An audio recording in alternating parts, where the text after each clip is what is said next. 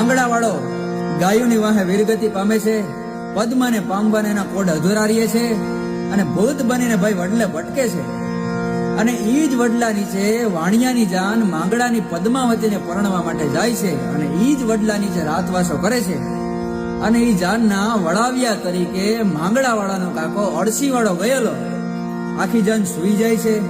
માંગડા વાળાનો કાકો મસાલ નાંજવાડે જાનના રખોપા કરે છે, અને મધરાતે માંગડા વાળાના કાકાને ખંભે એને કંઈક ગરમ ગરમ વસ્તુ પડી હોય એવું લાગે છે. મસાલ નાંજવાડે જોવે છે ત્યારે લોહીના બૂંદ હોય છે, અને ઊંચું જોઈને કહે છે કે અલા કોણ છો? અને માંગડો કહે છે કે લે કાકા મને ન ઓળખો, હું તારો માંગડો. હા હા હા હા, અને દુહો બોલાય છે, પણ હું બેટો